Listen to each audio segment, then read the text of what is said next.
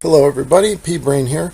I got inspired to do a video. I'd been discussing on a couple of my videos about this notion that the sun would never make it to the horizon, and I had a couple people show me diagrams, and I hadn't come up with a really good illustration to completely debunk this idea until now. So that's why I got inspired to do this video.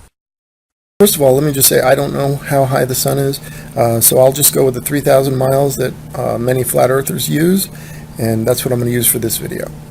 This guy sent me this picture, and he's got all the maths included, and it looks good, you know. At first I had a little tough time with it because there's a couple things true about it, right? It's showing the sun traversing over the ground, over the flat earth, and it's parallel to the ground. So it had that going for it. And it's showing that when the sun is further away from you, it angles down, just like perspective. So I thought, and then it hit me, what's wrong with this picture? What's wrong with this picture is that they are attempting to calculate visual angles to the sun from a non-visual, non-perspective drawing. So the drawing is not taking the visual perspective of the observer into account. You see, you cannot calculate visual angles to convergent positions, which is where the sun is from the observer, by using non-convergent parallel lines, which is what they're doing in the diagram here. They have two parallel lines and they're drawing visual angles to it. It's true that this drawing is an accurate representation of actual relationships and positions of the observer to the sun, but it's a non-perspective side view representation. So this diagram is not accurate at all as it relates to the perspective of the observer. So if we add perspective lines, we get a completely different picture. All right, take a look at this wall of lines.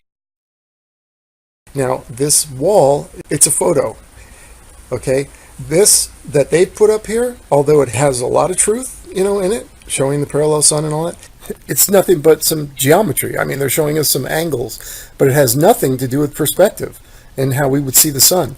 So it's bunk. So in this next slide here, I'm going to superimpose these lines, the perspective lines, over on top of this. Okay, here we go. All right, and as you can see, the way they're representing the sun as staying parallel to the ground is not correct. The sun would follow these perspective lines, and what they really are is spatial planes, right? They're invisible spatial planes that are around your z-axis.